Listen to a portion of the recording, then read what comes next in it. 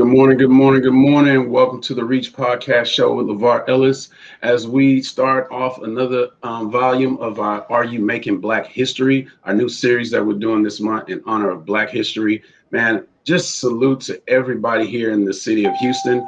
We were trying to figure out if we were going to go live today, but we're just doing what we need to do to make it happen. As you can see, it's just God's way this morning because I have an amazing guest who wants to share so much information about what she's doing medically for all of us here in the city and in other cities.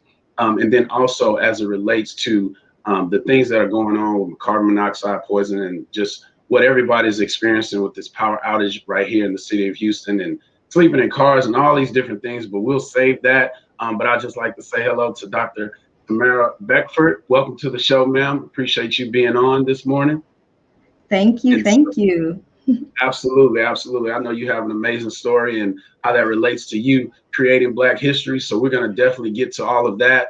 And guys, I apologize we weren't able to put the things out as far as promoting the show, but we'll have those things up. Another thing we're doing this morning is we're going to welcome in our Black History Month spoken word poet of the day here in just a moment. But that's what we're going to be doing too, is highlighting some Black poets and how their pieces relate to Black history. And so we want them to share. But another thing I'd like to do is pay respect to our Flow Studio family, especially my girl DJ, and introduce her song again that she wrote as it relates to Black history. So we're going to play that piece right now, and you guys just get logged in, chime in, and let's have a great show.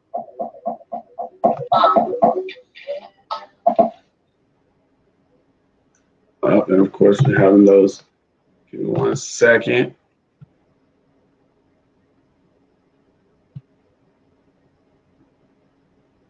You did that to us last time. We're going to make this work, though.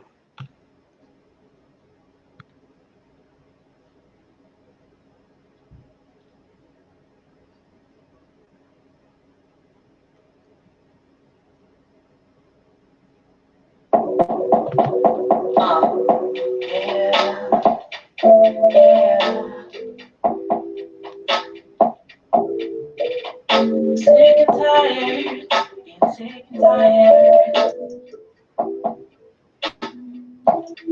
Yeah, please don't give up, yeah. Baby girl, go get your check. Millionaire worth more respect. Fight until there's nothing left. Please don't give up, yeah. Baby boy, go get your check. Millionaire worth more respect. Fight until there's nothing left. Please don't give up, yeah. Baby girl, go get your check. Millionaire worth more respect. Fight until there's nothing left. Please don't give up, yeah. Baby boy, go get your check. Millionaire worth more respect.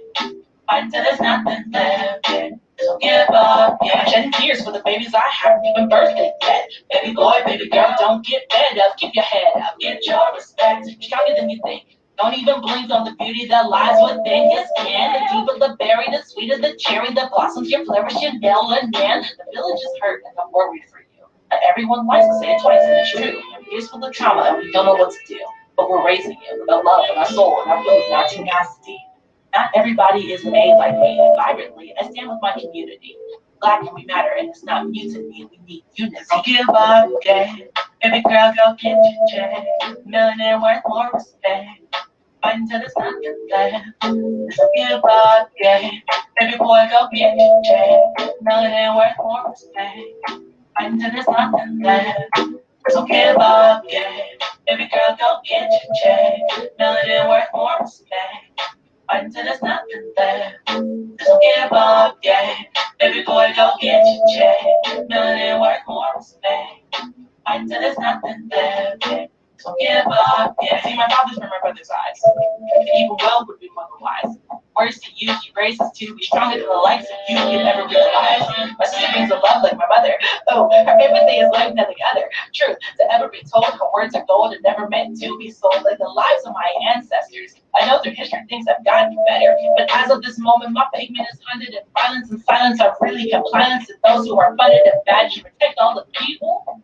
Society said that we're equal, but until actions change to the second civil rights, the whole history won't repeat. Live another day. Don't give up, yeah. Baby girl, go get your check. Millionaire worth more respect. Fighting till there's nothing left. This don't give up, yeah. Baby boy, go get your check. Melanin worth more respect. Fighting till there's nothing left. This don't give up, yeah. Baby girl, go get your check. Melanin worth more respect. Fighting till there's nothing left. This don't give up, yeah. Baby boy, go get your check. Melanin worth more respect. Fighting till there's nothing left. Don't give up, yeah.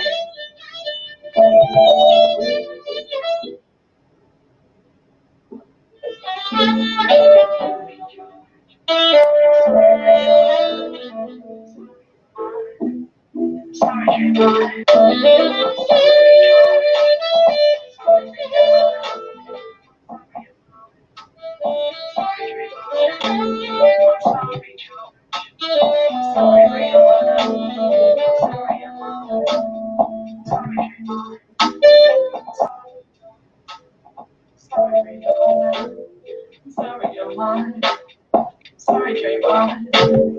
Sorry, George. Sorry, Rihanna. Sorry, Amon. Sorry, Trayvon. Sorry, George. Sorry, Rihanna.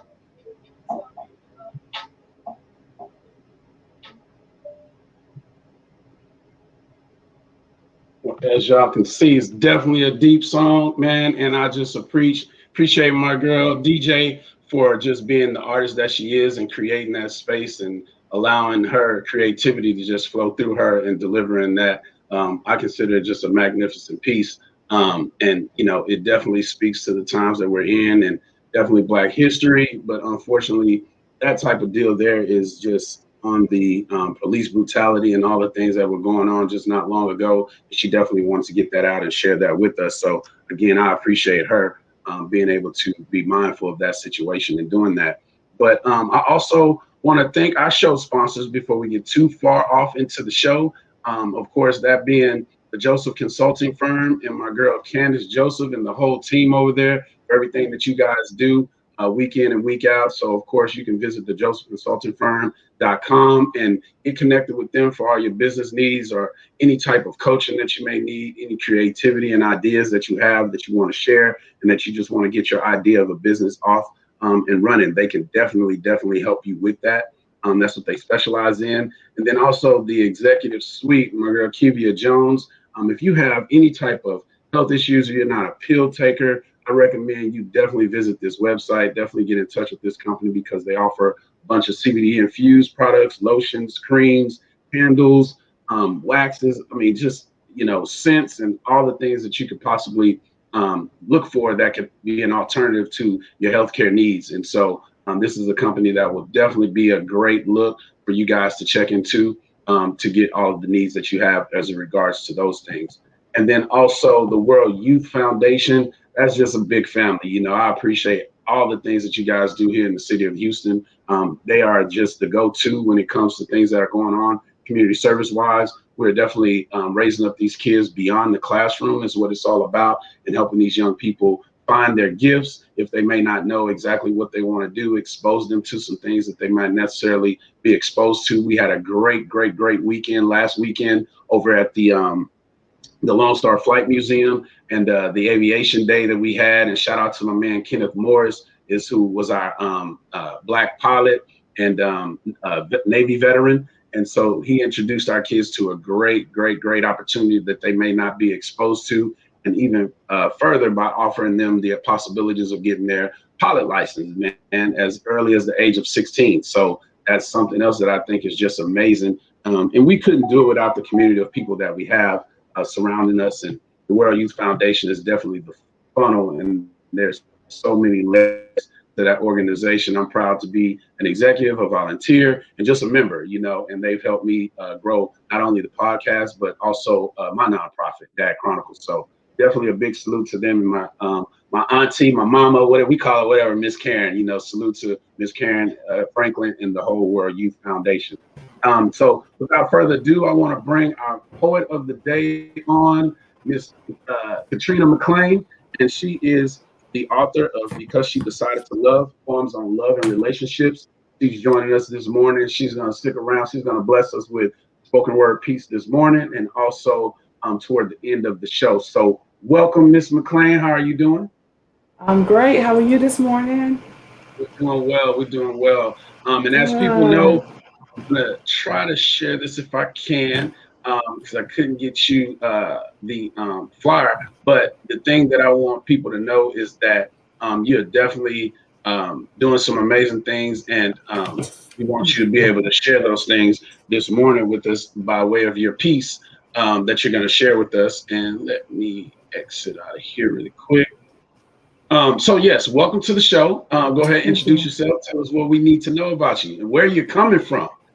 Okay, I am Katrina McCain. I am known as Poet Katrina McCain on social media.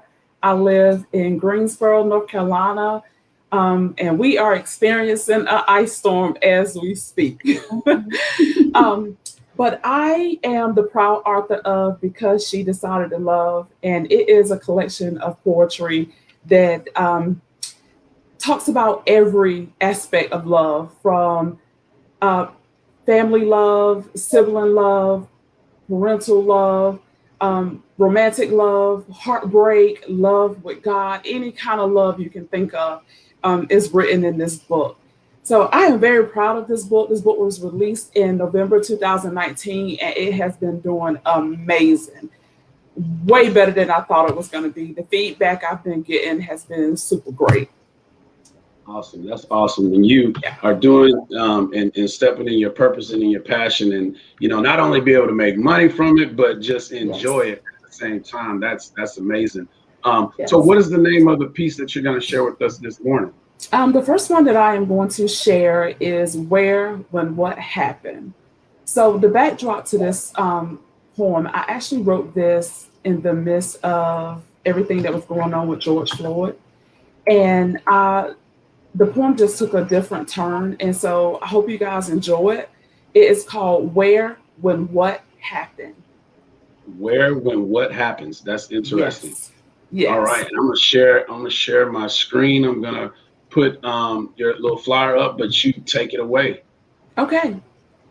Darkness was all around the room as it took over her mind. The telephone lay halfway in her hand, while the other half grazed the floor. The blinds were wide open and the street lights were on. Smoke filled the house as her dinner was ruined. The hours of time she lost couldn't be rewound. As an unlogical explanation wandered in the streets, the same streets that held innocent blood from decades gone past. Unsolved police shootings swept under the rug, while another mother had to deal with blue corruption. One phone call changed her world as she knew it. Nothing prepared her for the news she received. Channel 5 made no mention of it during the 6 o'clock news. However, countless news stories couldn't soften this blow. Did they say shot and identify his body? He was where when what happened? Confused on whether she was in the midst of a nightmare, she couldn't open her eyes or move her legs. Her son, her baby boy, had planned a normal day. Classes in the morning and working his part time job. Only a block, 200 steps away from campus that night. She was sure he used yes, ma'am, and no, sir, willing to bet her life he was nothing but polite. Her son was not the type to start or engage in trouble. Confrontation with anyone, confrontation with anyone wasn't a part of his agenda. Since his greatness was wrapped in brown skin, he posed a threat when a hostile situation wasn't present. She recalled talking to him on his way to class that morning, calming his fears about his last couple of finals. Graduation was in sight and ready to be celebrated. White, blue, and red lights meant for that day slowly rolled down her street without a congratulations, surely not representing freedom in the land of the free, as her son, her baby boy, senselessly lost his life that day. Wow, that is amazing. Yes, Thank definitely clap. you. Let me this camera is cutting off on me. Thank you, doctor. Oh no, it's good. Thank Yes, you. that was definitely beautiful, man. And big ups to you with the book. Congratulations on that. And I Thank hope you. you're doing exceptionally well. And I hope you keep being as creative as you are being right now, and just keep blessing us. We've already spoke a little bit, and we'll definitely have you back at the end of the show today. But I also hope to have you back here in the near future, because this is something that I just wanted to bring to the platform and allow people to hear just words of the people that we might not necessarily hear all the time, but we know big things are coming for you, and we'll be definitely hearing more of your spoken words. So I appreciate you reaching out, responding to the email, the flyers that were put out, and you're really like the first person to speak on this platform for this month. So it's really a big thing. And so just we're gonna get into the show. Stick around, be a part of it, and we'll definitely bring you back in, and you'll close us out with another amazing piece. Okay. Thank you. Thank you. All right, Dr. Beckford, welcome, welcome, welcome again. Welcome again. And, I'm going to definitely do the due diligence of introducing you in the way that I think you should be. And I want to just read the bio that you sent for our listeners and our audience, so that they know exactly, what to expect and what you're doing. And I know there's things that you want to share, so we definitely want to get those things on the table. So Dr. Tamara Beckford is a board-certified emergency physician who attended medical school in Newark, New Jersey, and trained in emergency medicine in Philadelphia. With over a decade of experience working in emergency rooms in Houston and in Philadelphia, Dr. Beckford has seen it all. Dr. Beckford has treated heart attacks, strokes, gunshot wounds, mended broken bones, and even delivered babies. Most recently, Dr. Beckford has been on the front lines battling the surge of COVID-19 in our community. Dr. Beckford is the founder and the CEO of Your Caring Docs, which is a telemedicine urgent care company. Man, that is amazing. We've spoken briefly about that. And so at this point, beyond the bio, again, welcome to the show. And I guess introduce yourself to the people in the way that you would like to be introduced. Okay, well, thank you for having me. Hello, everyone, on the Reach podcast. I am Dr. Tamara Beckford, as we mentioned. And yes, I am originally, but I didn't add in the bio, I'm originally from Jamaica. Family moved to the US in the 90s, and there's when we were living in New Jersey. And that's where I got interested in medicine. Was living in Newark, New Jersey, and in the summertime I had the opportunity to take some summer programs at the medical school, which is a medical school and a university hospital at the same time. So it's a good combo. It's a medicine, a dentistry school, and a hospital. So I got my intro to medicine, or the aspects of healthcare there. And then from then on, I decided, I wanted to jump into something in the healthcare field. I did a lot of volunteering at some of the hospitals there, and that's when I got introduced to emergency medicine, volunteering at one of the hospitals called Newark Beth Israel. And from then on, I won't say the rest is history, but it's kind of history. We can delve into the intricacies of trying to get into med school and all this other stuff during our interview. So I'm willing to talk about anything if you guys want. So just let me know. Absolutely. Yeah, with that being said, guys, we are definitely taking any questions that you may have. It will get very interesting because Dr. Beckford, you and man, I can't tell you how much I appreciate you. And I haven't even been able to catch all of them, but the little lives that you do, the information that you're giving. So I want you to just go ahead and talk about that now, because you know how we multitask these days. People can probably look at that right now, but I definitely appreciate the information that you share with us just from day to day, and of course on your podcast. So if you'll just talk about that part, and then we'll get into the concerns and the information that you definitely want to get out. Oh, absolutely. So every week I do put out some info on some of the various channels. I am at Your Caring Docs, as you'll see on the banner, on Instagram, Facebook. I also have a podcast that I just dropped this week. So the information that I put out is for the general population, so we understand some of the medical things that's going on within our body, within our family's body. So the topics that I discuss or talk about and try to provide info on are various topics such as high blood pressure. We talk about diabetes, heart attacks, even some things of like ear infections, like what is an ear infection? What is the throat infection with strep throat, or we call it pharyngitis when you have infection of the throat. So it's a varied amount of topics. They're all on my Your Caring Docs, the Facebook or Instagram page. And it's approximately like 20 minutes on this topic. What is it? What are the symptoms? What are the treatments? And that, are even some lifestyle changes and modifications that can be done to improve or to try to prevent some of these diseases. It is for medical information. So when we're on that, we're not diagnosing anyone, but we're really just trying to provide information to the community so we know what's going on within our body. Yesterday, I did do a quick live where we talked about carbon monoxide poisoning, but tomorrow, rest assured, hopefully we still have power because we are in the midst. Houston, we're dealing with this unprecedented snowstorm. I will be discussing further on carbon monoxide poisoning because I think it's important. Here down in Texas, in Houston area, we don't often get frigid temperatures. We don't often get temperatures where we're dealing with single digits or these snowstorms that last.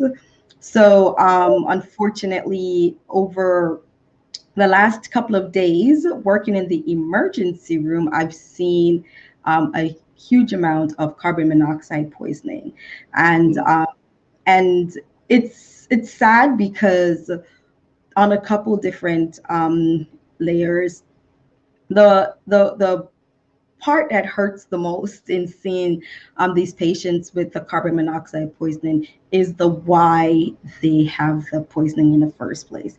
These are people who are trying to keep their families warm. They felt as if they ran out of options. And then part of it too is not really understanding the science behind this, because as we mentioned, these cold temperatures aren't often precedented down here in Houston for this long time, especially you have the cold temperatures and you're losing power at the same time. If you lost power, it's usually maybe 20, 30 minutes, but now these are days. And people are really correct. Carbon monoxide is a silent killer. And that's what we want to get out into the community, is that you don't smell it, you don't taste it, you don't see it.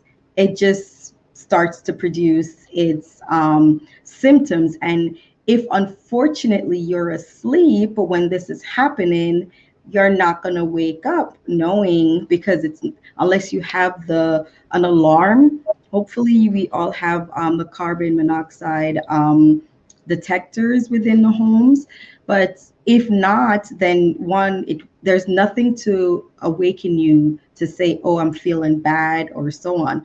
And it affects everyone, and that every living organism. So if you have a dog, if you have your pets, they will also get the carbon monoxide poisoning. And unfortunately, there have been people being affected by it. How they're trying to stay warm, so they have their grills. And I mean, it's Texas, almost everyone has a grill down here. It's barbecue city, but they're lighting their grills up and they're bringing the grill inside the home in order to heat the home. And that's where the carbon monoxide is being produced in the cold environment. It's closed. And as I mentioned, the gas is odorless. You don't see it, you don't taste it, you can't detect that it's there unless you have. Hi, Candice. Yes, one of my favorite. You're one of my favorite too, hon. So you can't detect that it's, and unfortunately, people start having symptoms. What are some of these symptoms? These headaches, dizziness, nausea, and the most and the worst of all symptoms is death, right? families, yeah, because it kills you. And that's what I said. If you're sleeping and you have the grill inside the house and you have it running, and you're asleep because you're trying to keep the family warm, unfortunately you all might not wake up. Now, this is really deep and dear to my heart because one of my patients that I took care of, her daughter unfortunately was trying to, keep her warm because this patient has a lot of what we say like medical issues. So she doesn't really move around that much, and this is her daughter trying the best that she can to help mom out. And Right. has, lit a small grill, brought it in a house while she stepped out to run an errand and, come back, and mom is unconscious. And, when she's brought into me in the emergency room, like, I mean, unfortunately, mom is unconscious. I had to intubate her, which basically means I have to put a tube down her throat and place her on a ventilator in order to get her to breathe. And there are trying to get all the carbon monoxide out of her system, but it might have affected her brain because mom, I had the machine helping her breathe. I didn't have any medications to make her sleep or anything like we usually do when we place patients on these ventilators. And after a while, after you use your medication to intubate them, they start waking up in like 20, 30 minutes. They'll start to wake up, but it was 2 hours and she hadn't moved really other than the machine helping her. So I'm hoping that, Wow. unfortunately, this lady does not end up with brain damage or even worse, death. So these are some of the things that we're experiencing in the city. And it's important for us to really let our community know. And I said that the sad part about it is that these aren't with malintent. This person is trying to Right. help their family. I had another family of 4. The father, this is the Dodd Chronicles, and this is dad. You're trying to protect your family, you're trying to do what's best for your family. And the Right. same thing, it's the husband, the wife, 2 kids, 3 and 9 months. And Mm. dad is grilling outside, their apartment to cook food for them because they have no power. And the grill Right. is hot. If you think about it from that standpoint, that's what, someone who doesn't understand the effects of carbon monoxide or how it's produced, you're going to say, well, the grill is hot. Why am I wasting this heat outside in, on my patio when my whole family inside is cold? And, I have 2 kids, a 3 and a 9-month-old. Let me at least bring the grill in after I finished cooking and try to produce some heat in the apartment. Yeah. Unfortunately, Duke gave them carbon monoxide poisoning. So luckily for Right. this family, we were able to help them because the symptoms, they felt the effects within an hour. Like we said, you'll start having headaches, dizziness, the chest pain also is starts to occur, and the kids started crying, and both kids, yeah. So the family were just saying, oh, we're not feeling well, and they all came in, and luckily we were able to help them and reverse the effects of the carbon monoxide. So I have 2 questions if I can interject right here. absolutely. One of the things is you were talking about how people don't realize how it can sneak up on you, and I can understand that. And then the side effects. What are some of the most common, the biggest side effects that you think, from your knowledge, that come from carbon monoxide poisoning? What are some of So the So side the effects? biggest thing that would be the first to alert you that's going on is really to the headaches. So one of the things about, as we mentioned, carbon monoxide affects everyone, anything that's a breathing organism, right? So if Hmm. you're in the house and everyone starts having a headache, we all periodically have headaches, but mom, dad, grandma, grandpa, cousins, sisters, brothers don't all have headaches at the same time, right? Right. So if everyone is having a headache all around the exact same time, and we're in this environment where there's a high chance of carbon monoxide poisoning, then it's one of the first things to alert you that something's not right. And I also would be remiss if I didn't tell you why carbon monoxide is so dangerous. Our red Yeah, that cells was my other carry. question. Yes. So our red cells, our blood cells, it carries oxygen. The heme carries oxygen. Carbon monoxide kicks off. So the blood is supposed to, this particular particle in the blood is supposed to love oxygen more. It's kind of love a love story, right? If the best way to describe it so people Right. understand. So, you're supposed to love oxygen. And carbon monoxide comes in, and carbon monoxide is just this sultry thing. And instead of loving oxygen, it starts gravitating towards carbon monoxide. So it loves carbon monoxide more than oxygen. So Wow. so the blood, for us to survive, we need what? We don't need carbon monoxide to survive. We need oxygen. So if the cells stop carrying the oxygen because the carbon monoxide has replaced it, that's how we end up having damage to our cells.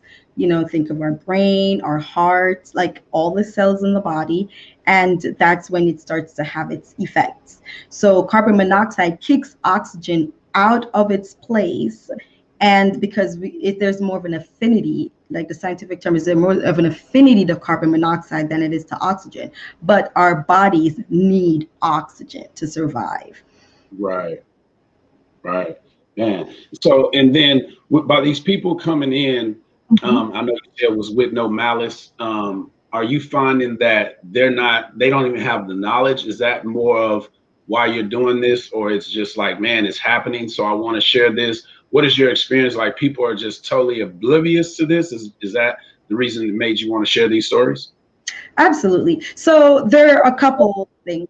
Part is that some people don't understand the science behind carbon monoxide poisoning, and also that people are mostly unaware of what's going on. And the other is, I think, desperation has set in to a lot of people and families. 20, 30 minutes without power when it's a wind chill factor of 4 degrees outside is like, okay, man, at least the house was warm. It got a little cool. It got to, I don't know, 70 degrees. It got to 68 degrees. But when your house temperature is at 40 degrees, and as a family, you have a 9-month old, you have you have a 9-month old, you have a 3-year-old, you have a 2-year-old, you have like a 1-month old, then families become desperate and they're looking for ways. And if you don't understand the science behind it, as I mentioned earlier, if you're grilling and you're using heat to grill, then it's like, well, why am I wasting all this heat outside and my inside of my home is cold? So that's why Right. I'm letting people know that this isn't a safe form of trying to produce heat in the house. It's actually pretty dangerous. And, there are side effects to it. And the worst of all is death. So it's important for everyone to understand what's going on, because desperation has set in a lot of people at this time. Absolutely, absolutely. And we'll probably circle back to that, but I appreciate you starting us off with that information and just letting people know that they need to be more mindful is really what it's all about. And it's just crazy. We've mentioned it briefly. Texas is just not ready, doesn't have the infrastructure. And before I ask too many more questions, I wanna go back a little bit and let's talk about you. Why are you the doctor to come to? What's your experience like? How did this all start? Tell us a little bit about Dr. Beckford, in her younger ages and what led you to get to the point where you are now. Oh, okay, no problem. So, Dr. Beckford, let me see, at the age of, I'd say 13, is when I decided that, all right, I wanted to do something in the healthcare field. And dabbled. I wanted to first be a pharmacist, because my dad was like, yeah, maybe you should be a pharmacist. Your mom wanted to be a pharmacist. I said, oh, really? Okay. So, Follow mom um, footsteps. I know, but my mom is actually a respiratory therapist. I think she's retiring now. She just probably retired a couple weeks ago. But I said, okay, well, I liked science, which obviously I don't know. Can you tell that I like science? I don't know what you think. Absolutely. Absolutely. So I like science, and I said, all right, well, yeah, let me, look into this. So I did the summer program, which is good. I'm all for, we talk about pipeline and introducing students and especially younger children to the different aspects of, well, occupations that are out there is the best way to say it, and the career choices. So I got exposed through one of those programs to a pharmacy. Um, it was a pharmacy driven portion of a health careers. So I said, alrighty, yes, I'm following this pharmacist in the hospital. So it was a hospital based, it wasn't a community based pharmacist. My decision might have changed had I been exposed to a community based pharmacist, but this was a hospital based one. And they didn't really know what to do with like a 13-year-old, because they're like, well, I mean, I don't know really what much to show you. So unfortunately, they had me in the basement filing um, patients' charts in numerical order. And this was the days before electronic charts. So these are paper charts. And if anyone has seen their medical record, it's at least 9 to 11 numbers long. So can you imagine at 13, 14 years old filing this in numerical order? I was like, okay, maybe this is not what I want to do. I'd like some interaction with patients and with people.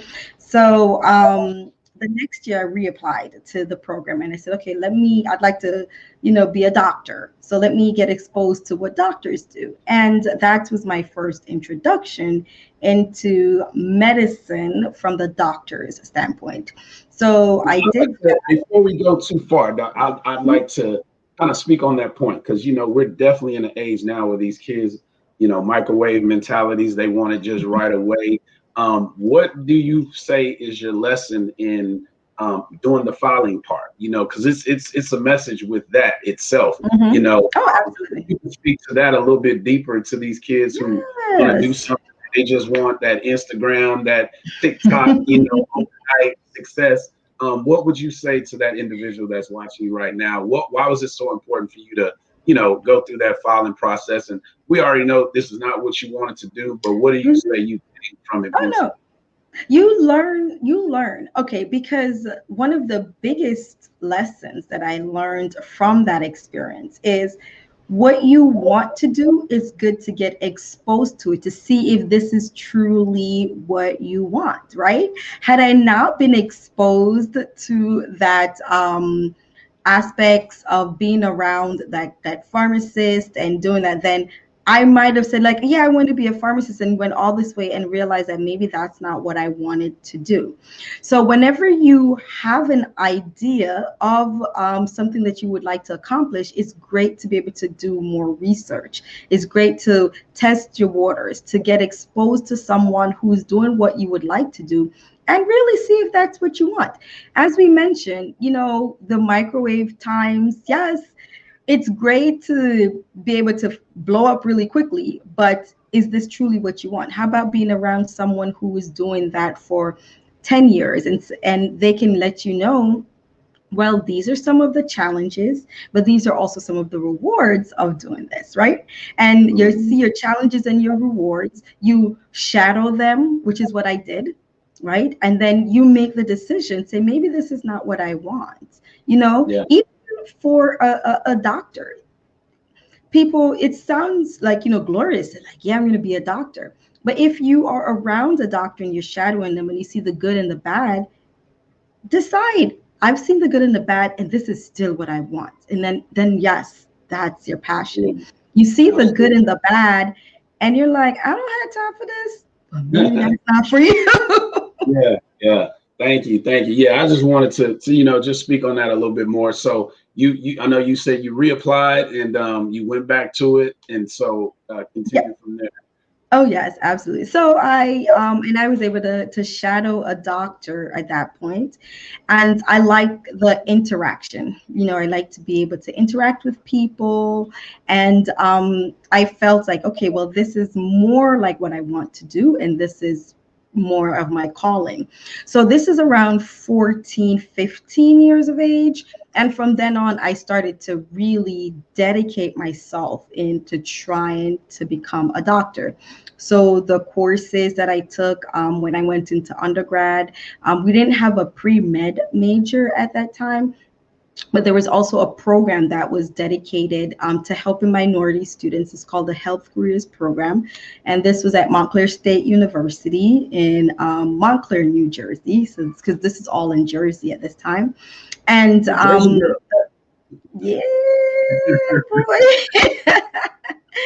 So so we're at Montclair State. We part of that health careers program. It helps to guide students, minority students who want to go into the health careers. So doctors, dentists, nurses, even if you wanted to do a pharmacy, this career kind of helps to provide guidance and along the way to try to maximize and to ensure your success of getting into that next level, which is to the professional schools.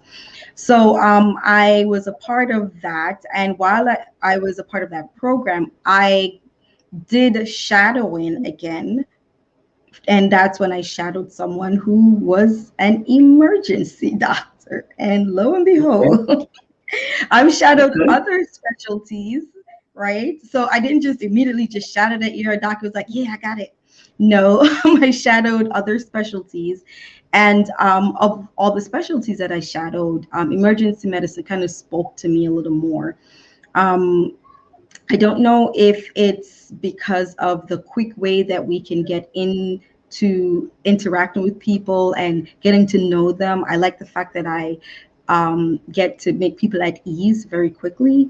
Of course, I like the variety of emergency medicine. Anything that happens, anything that steps into that ER is something that you have to handle.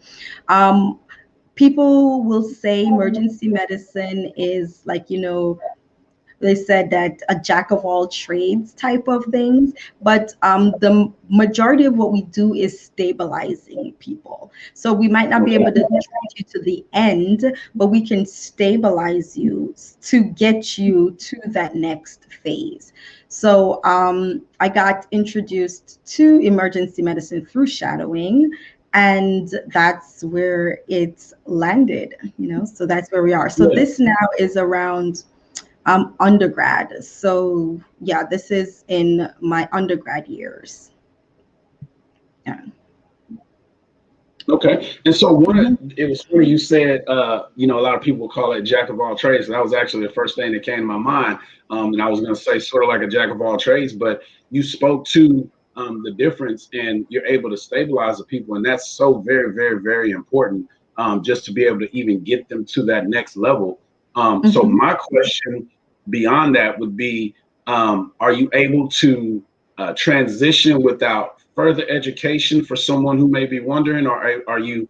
I would think you're able to be a specialty doctor and then go to emergency. I'm not sure. Are you able to go from emergency doctor and be a specialty? And Okay. is there a transition as So far as the education that you need? okay, alrighty. So I'll explain the process. So when people think of specialties, in order to get to be an ER doc, let's just go through the process. So it is 4 years of undergraduate. So that's your 4-year college, university. And then there's 4 years of medical school. While you're in med school, you get to rotate on different specialties, which we call clinical rotations, and that's kind of where you make your decision. um, Thank you, Kiva. So after you finish medical school, you make a decision as to what specialty you would like to train in, and that's specialty portion is what's called residency. So you'll hear people say, oh, I'm in residency. So residency is when you start your specialty training. So I did my training in Philadelphia. Hello everyone in Philly.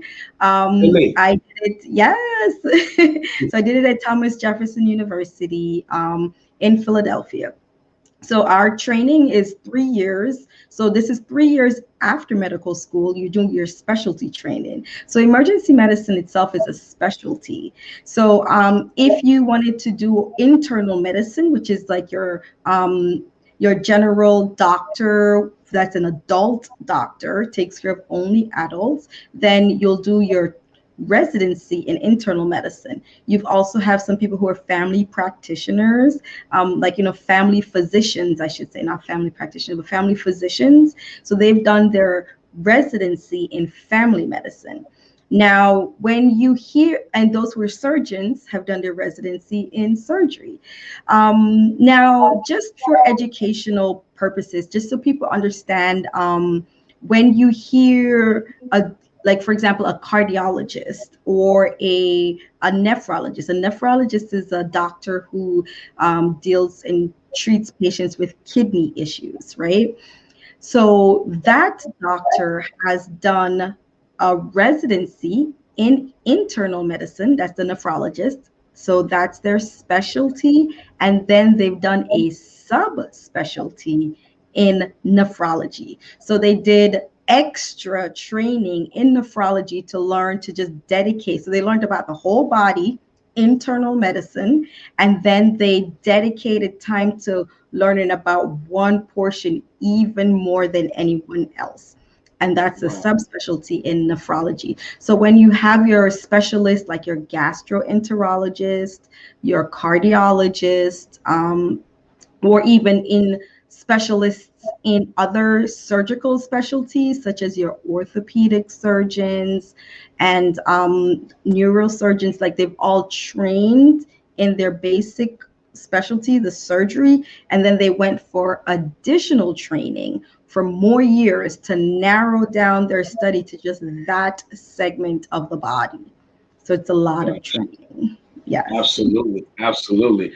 And man, this time is flying. So unfortunately, there's some stuff we're not going to get to with that, but I definitely have to get to your Karen docs. So if you don't mind, we'll have to pause on the other info because we are talking about, are you making Black history? And you are definitely making Black history. So I'd like to shift to you being the CEO, the founder, and let's talk all these great things about your Karen docs. So if you could just shift to that and just explain to the people why I have you on the show and how you're making Black history.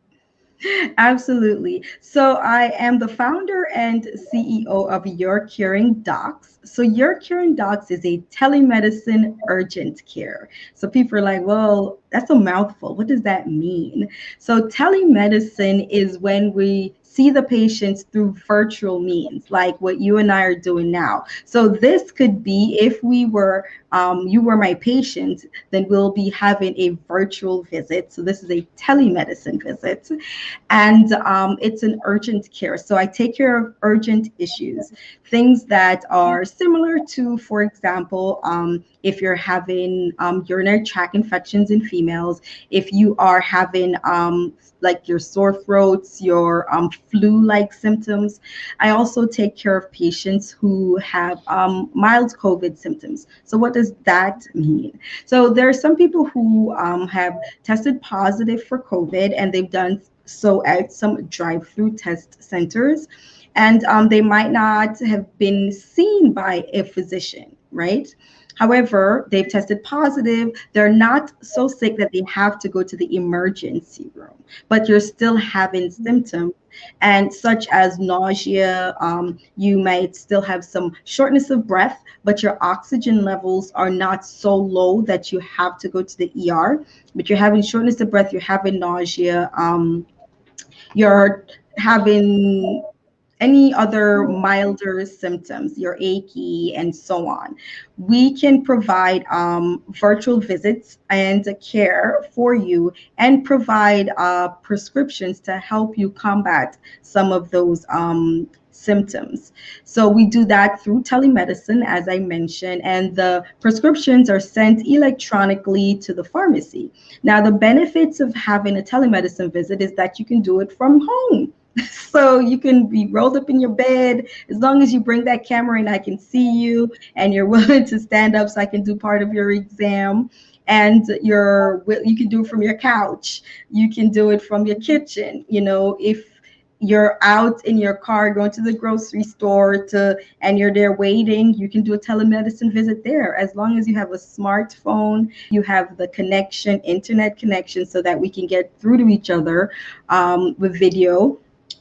And you can do it from a tablet or computer or laptop. As long as there's connections and we can get to each other from video, then you can get that visit done. And it's a flat fee. So, it's a lot less and it's a lot more economical than going to the ER at this time. Yeah. And of course, people should know, but I leave nothing to the imagination. If you could talk about why this is so important in this time, and if you can speak on some of the things also you've seen during this COVID time. And then I heard you say you got to have your camera on. If you can let us know what you have to be willing to do, just cut to the chase on that. Because, some people, they want to think they can leave the camera off and all these things. So what does it take to be able to complete that visit? Absolutely. So I need to see you. So that why is that important? Well, remember that you're not physically in front of me. And so a part of the exam is me being able to determine how short of breath you are. Are you able to talk to me in full sentences? Do you have rashes all over your face? You know what I mean? Is there a cut? Is there a bruise? So I need to be able to do that portion of the exam, and I need to be able to see you in order to do so. So don't worry about if your hair is not dead. Like, I'm not here judging anybody's haircut or if your fade's not up to par at this point in time. It's an exam where it's a medical exam. So all I'm really looking at is you from a medical standpoint, right? Because I want to provide the best care. I do also want people to know that after this show ends, I will open up my portal so that I can help those. I know during this time here in Houston, it is important that everyone know that I do take care of patients in Houston and in Texas, just those two states. But here in Texas, in Houston area, we've unprecedented times. So some people are without power. Their physician's office might also be without power or closed. I can do refills on some medications. I can't do it on all. We don't do narcotics or muscle relaxants or anything or any of the controlled substances. But if your blood pressure medications or so on that you might have run out and you're unable to get in contact with your doctor, I can do, give you a transitional refill for 2 weeks. So you can jump on the portal and I can help with that in addition to all the other things that I just mentioned. So after this show ends, I will open up my portal and, I'll be available to help some of our people in our community. Absolutely. So, man, if you guys are watching right now, please share, go to your Facebook, go to your Instagram, go to your Twitter, and share Dr. Beckford's portal, her information, because this is vital. You're right here in the city of Houston and going through times we were talking about earlier. Another thing for me is that I think it's important for this too, because it's a step that makes it easier for some people, because it's the thing, people don't like to go to the doctor, right? And the other thing, people don't like to see the doctor, but this is a way I think that would be easier for you to see the doctor, and get past that first step. You don't even know what's wrong with you, so why not get on the line, get on the camera with somebody who has the experience, somebody who's able to just let you know that you're okay, because that's what we really need to know, or let you know what you need to be doing, and you have to be open and honest. And I think it's a mental thing where we'll be a little bit more comfortable in the comfort of our own home. You're there, but you're not there. You know what I mean? Right. And so I correct. If people will adopt that type of mind frame, that would make things a little bit easier. But what has been, if you could speak on some of the experiences, what do you see, or what advice would you give from just visiting with the people virtual? So one of the things that is good, some people, you do have your blood pressure monitors at home, you're not checking your blood pressure.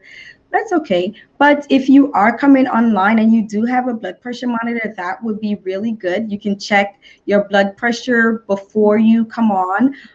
You can also check your temperature before you come on, because those are some vital information for us to know. If you don't have it and your issue is not related to that, then it's also okay.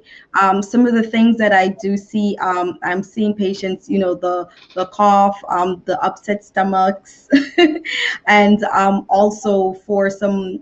So I have seen the COVID patients also, and been able to provide some prescriptions for inhalers, prescriptions for medicines to help with your aches, that are like, non-narcotic medications, medications to just really help with some of the symptoms, the uncomfortableness, your nausea, vomiting. I can write medications for that also. And as I mentioned, a lot of these things we can just send it electronically to the pharmacy. So this is really just you getting to that pharmacy and just calling them up and just seeing if your prescription's ready. Absolutely, absolutely. I mean, that saves some steps right there. So I really think that, what you're doing in the business that you have created and providing, Makiba, she mentioned it in the comments. I don't know if you saw it, but this is innovative, and it's something new. And then for one of our sisters to be doing it, I'm sure there may be others, but you stepped out. You want to make yourself known, and so when they could, and this speaks, I guess, to you now. That's another thing? Is it just you right now? Do you have a team? Correct. What's the goal on that? Alrighty. So right now it is me. I do want and do plan on having this expand so that I can get a team. But I do want to start off by laying the foundation for the company and also for the quality of care. So I want to make sure that when you are stepping in and you're being seen by your caring docs, you're going to get excellent, top-notch care. And so I've started it out with just me, and then I'll add other physicians on board so that we can keep the level of care at its maximum, so we can take great care of our community. Absolutely, absolutely. And I'd like to circle back to, I was going to pick something because I was diagnosed. I had high blood pressure, and I like to think that I keep that under control. So if you can, if you don't mind giving us some advice, our COVID patients, because I'm speaking to the point of COVID is real, right? We're going through this ice storm, and as I relate that to blood pressure, just the stressors that we deal with from day to day, what are some handy tips that you can just tell us we can practice just to, not necessarily stay safe from COVID, but as it relates to either if you're dealing with COVID or if you're dealing with not trying to get COVID, what are some stressors that we can eliminate, with just certain practices? And as it relates to, in the end, you end up with high blood pressure from stressing so much. What are some things we can practice? No, it is real that you mentioned. Stressors can lead to high blood pressure in a number of ways. Number one, our eating habit starts to change. I mean, even though diet is one of the big ways for us to help to reduce our high blood pressure, like, even just dropping 5 pounds, walking around and exercising, of course. But also, it's important for us to start taking our vitamins, and that's one of the things that I've mentioned. Where everybody loves vitamin C, vitamin C, which is excellent. But don't sleep on vitamin D. We need our vitamin D. So why is that important? And vitamin D, remember, you get vitamin D usually it's from the sun.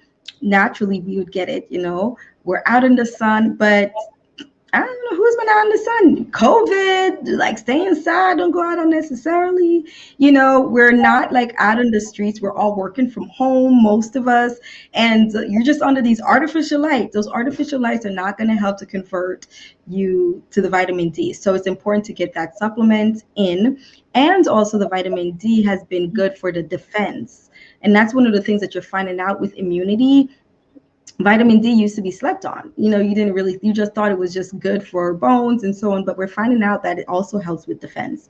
So it's good to get those vitamins in, take it daily. Vitamin D, there's a level that you have to be careful. So you're not taking like 5,000 or 20,000 units of vitamin D daily. No, you can do like the 2 to 5,000 on a daily basis to try to keep that immunity up. Your zinc, which is good. We've all seen that, right? So zinc, selenium, and some of the micronutrients. So food and vitamins are good. Exercise and finding ways to release your stress. So when we say exercise, it doesn't necessarily have to be the fancy Peloton bikes for 3K type of thing. You can really do it like through stuff that's important to you. Like if you like music and you like to dance, just dancing and just having like a dance party, you in the house, you and your family, that's exercise right there. It's cardiovascular. Why don't you have a battle? See who could battle better. That's cardiovascular exercise there, as long as you have some music that's upbeat and you're jumping around, and so that's a good way. Once all this ice is I gotta do this. It's a quick plug for my homegirl, Triska Small. Y'all go and check out. She has the hip hop exercises. So shout out to my girl, Triska Small. Yes, it was her for the hip hop exercises that she does. So yeah, that's definitely a thing. Trust, that is a great way to burn some energy. It's a great cardiovascular exercise. You can lose some weight and you can start chomping on everybody because the latest moves, right? I mean, who doesn't want all that? Yeah, absolutely. So that's a great combo. So it's also, let me see, it says it also promotes inclusion. Yeah, I wanted to put this up. Makiba said it also promotes inclusion and participation of the patient in their health plan and health activities. Learn how to utilize, read, log a blood pressure machine, Ox Emitter, glucometer, oxygen, etc. Right. Absolutely. Okay. So what she's saying with the pulse oximeter, which is also important, I do want to plug this before we do go because it's important for our community to know. So the pulse oximeter is it's a small device that's used on the fingertip to help you to determine your oxygen level. So it's even more important in those who have respiratory issues or even those who have been exposed and are experiencing COVID. So when I mentioned that in our Your Caring Docs telemedicine urgent care, like I can take care of patients who have been exposed to COVID and they have mild symptoms. They're having shortness of breath, but they're not at the level that they need to go to the emergency room. So the level when you need to go to the emergency room is when your oxygen level is less than 90% on that pulse oximeter. So you can get that device online. You can get it from, an online stores that we're not going to say the name on, that you can purchase it around $16 to $20 something. It's at the pharmacy, the general brick and mortar pharmacies, but it's a little bit more there, pricey. But it checks your level of oxygen within your blood so that you know what's going on at the time. So if your levels are at 95%, but you just feel like crappy and you're still, the COVID will still give you shortness of breath, you can be treated at home. You don't need to go to the emergency room. And that's where I can provide some of these medications to help you to feel better. If your oxygen is less than 90, that's when you need to go to the ER because then you need additional care. So just wanted to put that. Yeah, absolutely. And that's all great information. We have to know what to do. We have to be a little bit more educated, and that's the whole point. Again, as we talked, I named it the Reach Podcast Show because we're trying to reach as many people as we can. So again, for you guys who are watching this right now, please share, and just share the doctor's information. I'm gonna also put your website and the Instagram and Facebook back up so you guys can see that. So yeah, share this information, and if there's anybody watching too, ask the questions, put it in the comments, so that way we can tap on those and get those questions answered. But another thing, if you're able to, I guess I'll ask it like, what is your personal opinion or your professional opinion?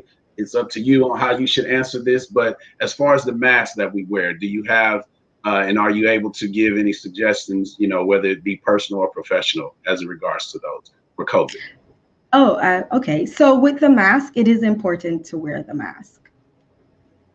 Period. That one is a period. Yeah. This is a Period. period. So, in addition to that, as we can see, the CDC did put out additional guidelines that having two masks is even better than one. When I am out in the public and when I'm even seeing patients, I wear two masks. I wear an N95 and I wear a general surgical mask. So, if you can purchase, and ours, these are I purchased them myself. So I purchased them online. And, so I would say that that would be one of the safest ways would be to wear a N95 and a surgical mask if you can. I mean, I know it's easy for me to say this, but not everyone has the financial ability to do all of that. So I would recommend if you don't, then at least ensure that you are wearing two masks. Also, keep in mind, one of the things, those masks that have those little vent on the side, like those masks are not, they're not protecting you. And then if you have the mask with the vent and then the vent falls out and you have the hole and you're still wearing that mask, then you're not also protected. Okay. So it's good to remember that the masks with those little vents on the side they're not going to help you. Also, the fashionable masks. So they're glittery, and then all it is just for a fashion statement. That's also not protecting. The whole point of the mask is to, what'd you say? It's for photo ops. I mean, they look good for a minute, but that's another way. Put something on under it, and then of course you can cover it up. Nothing wrong with looking good, but just make sure you're protecting yourself, I would say. That's what I was going to say. You have to be protecting yourself. So when you're having those on, you definitely need to layer up, and then you have your fancy mask on the outside for the photo op. Because remember, the whole point of it is if you're think of the point of a mask is to help to protect things. So it's kind of like a strainer, right? Like how you'd strain a juice or anything. So if you want the purest of the juice, without any of the little particles or so on, if you use one straining cloth or cheesecloth, that's similar to if you're juicing and you have a cheesecloth and you're squeezing it out, if you have one cheesecloth, you might still get some particles in your juice, right? If you have two cheesecloths, and you're squeezing your juice through that, then you're more than likely to have less particles come out in your juice, and your juice is nice and pure and it's nice and refreshing. It's similar with the mask. If you have one mask on, you might get some particles through. If you have two, there's a less chance of the amount of particles that are coming through would be a lot less. And that's why it's important to do that. But if you have a mask is just a net, which is like your fancy mask that's just has no protection, and all your particles are coming out of your juice. Right? That's a great analogy. Great analogy, and easy to understand. And that's what it's all about. So before, in closing, one thing I also want to talk about is like hours of operation. How does that work? What would you say? When can we reach you? Because I want people to also know, is it overnight that you're working in the ER? Yeah. Correct. I do work in the ER overnight. So I am available for the York Care and Docs, as we said. I am doing it by myself at this time. So I'm available on the second half of the week. So I'm available from Thursdays on until Sundays. The most of the time it's usually in the overnight, but I can open up the portal if someone wants to be seen and the portal time is closed. You can always go on our Facebook page and send a message to us through Facebook so that we can open the portal and see if we have the availability. In order for you to be seen, you can book your appointment online on www.yourcaringdocs.com. That's URCARINGDOCS.com. Or you can book an appointment through our Facebook, which is still the York Care and Docs, as you can see on the banner. That's URCARINGDOCS. You can make an appointment through Facebook. Also, you can do it through Instagram. And all our handles are the same. That's URCARINGDOCS.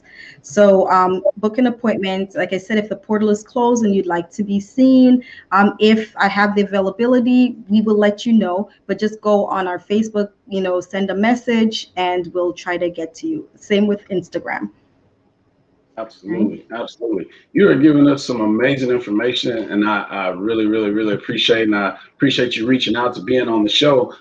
So in closing, before we bring our wonderful poet back, what is some last minute info, whatever, what would you like to share? What's on your mind, something that you want to definitely leave us with, so that way they have that info. And again, we appreciate you and salute you for being an essential worker, being on the front lines and taking care of us as much as you can in your capacity and in the location that you're in. So we greatly appreciate it.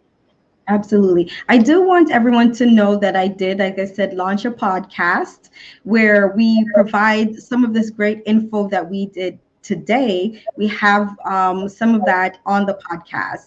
So you'll learn about what is a heart attack, how does it occur, what is COPD, asthma, what are some of these are some of the common things that happen to us and our family members, happens within our community. So I drop a podcast every Monday. So I'd love you guys to, download. It's on Spotify, it's on Google, it's on, I think, Podcast Player. And the podcast is under Your Caring Docs. It's the URCARINGDOCS podcast. So I'd really love for you guys to, engage in that. And also, all of this info is also provided on our YouTube channel. So I'm trying to reach everyone as best as possible because I think it's important for us to know what's going on within our bodies so that we can make some great medical decisions, right? So we know what's going on. We can talk and converse with our doctors, come up with plans that you and your physician, you work towards it and work towards your goal of being healthier. So it's important to know what's going on so you can have that conversation. Yeah, absolutely. Absolutely. And for you being available, you said the latter part of the week. So Thursdays through Sundays. Mm-hmm. Okay. And is there certain times? I don't know if I remember hearing that. I'm sorry. Oh, no, don't worry. So yes, we're available on Thursdays and Sundays. So I'll be available from 7 a.m., 7 p.m. Also, I do have some overnight hours on Thursdays through Sundays. So I'll go up until around 10 p.m. Or you can go on the portal. You'll see overnight hours on the portal from 7 p.m. onward. But as I mentioned, I can always open the portal up outside some of those hours. So people will just need to message me. Gotcha. So if I'm available, then I'll open. If I'm not available, then I'll let you know. Okay. And definitely is a quick responder, and we appreciate that as well. So you'll definitely get the information that you need. But yes, Doc, it has been amazing. I hope we were able to get enough information out to our audience this morning, and again, sharing your platform and the amazing things that you're doing. And again, we just want to say much prayer to you, and we appreciate everything for you having the resilience. And you are definitely making Black history. So we want to just lift you up in that regard. And so thank you for being a part of the show today. Absolutely. Thank you for having me. Yes. And so what we want to do now is, again, we go back to our Black history spoken word portion, and we'll bring our other amazing guests back in and allow her to deliver her information that she wants to give. And let's see, we have our poet, Miss Katrina McCain. Yes, she is still with us. Hello, sister. How are you doing? I'm good. That was wonderful, Dr. Beckford. I enjoyed that. You're very welcome. Absolutely. So I know you're going to bless us with another piece. So I'll give the floor to you and just explain what it is, and you can take it away. This one is a more uplifting one than the one I just did earlier. So I wrote this one for Black History open mic maybe 2-3 years ago. I've tweaked it since then, but this one is definitely in my portrait book because she decided to love. The previous one is not, but that will be in the book that I'm planning to release this year. So this one is called Beautiful Black Man. And hold on one second, because I tried to share the screen earlier, and I want to see if it's working. So let's see if that Goes, let me know when you can see the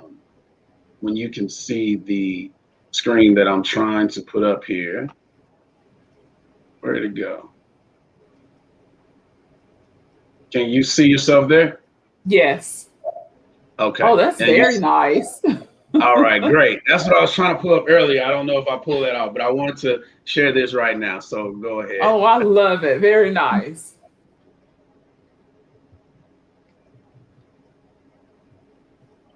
Get back to it.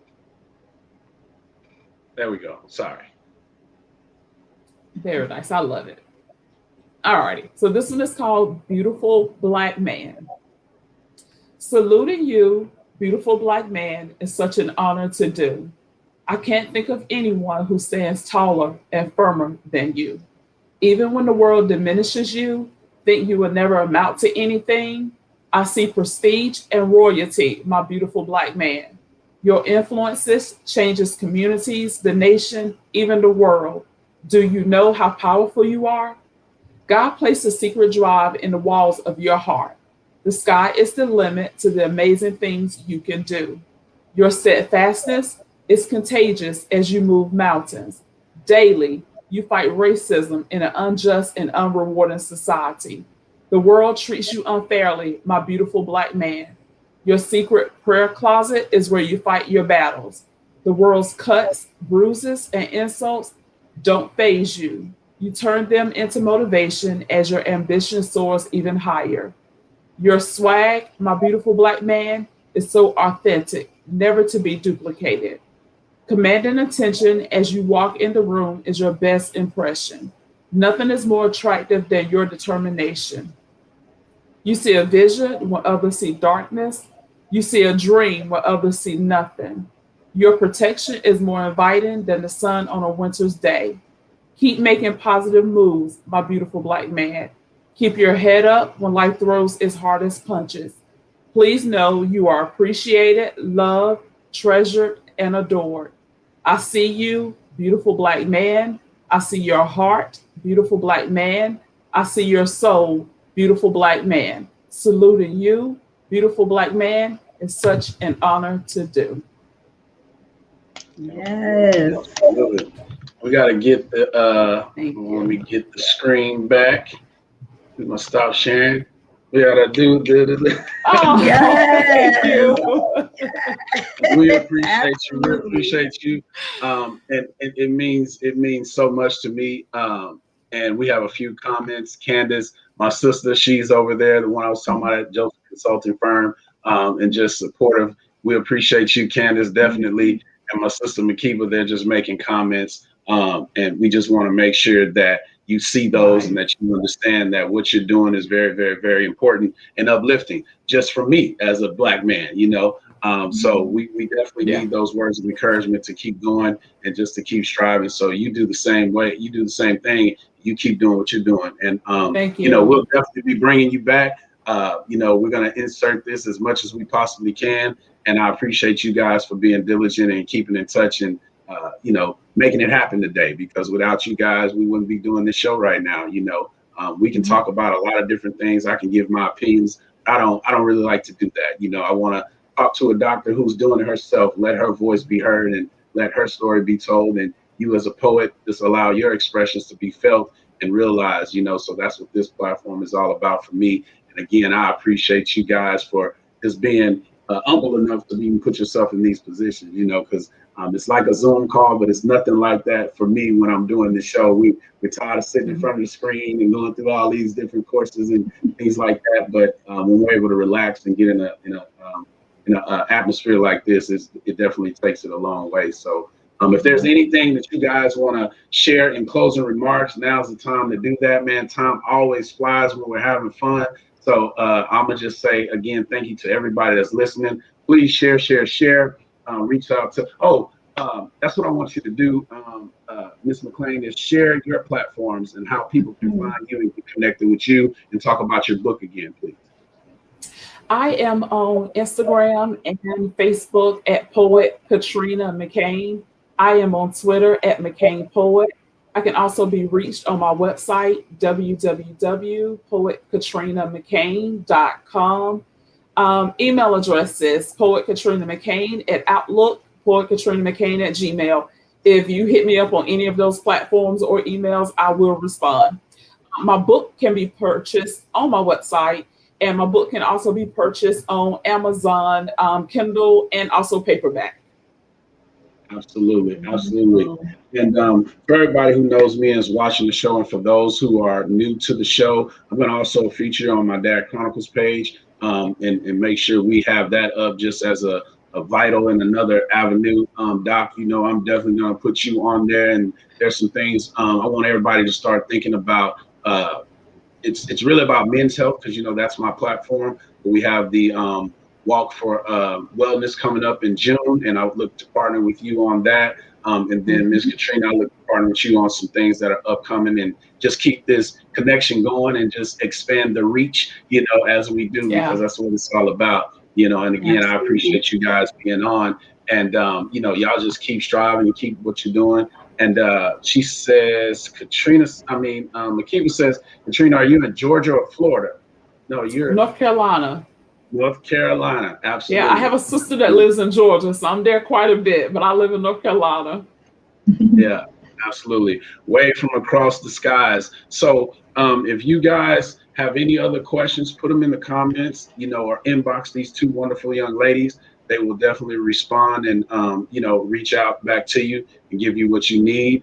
And so, I mean, with all else said, I appreciate it again. And lastly, for you guys that are watching the show every week, you know, you can find me on the Reach Podcast Show on Facebook. I'm going to also upload this to the YouTube page, the Reach Podcast Show on YouTube. And we are also uploading audio only to the Anchor app, which streams it to Overcast, streams it to Breaker, streams it to Google, you know, iTunes, all of the different podcast platforms that you can find. The audio will be uploaded to those as well. But you can start with Anchor and Spotify, and that'll help you direct you to those other locations. And then also keep our show going. Look in the comments, and for anybody who's shopping on Amazon, hey, if you don't mind, use our link and just shop. There's nothing different that you have to do. You just log out, log right back in using this link, and then a small portion of your purchase goes to support Dad Chronicles, and also which supports the Reach Podcast Show.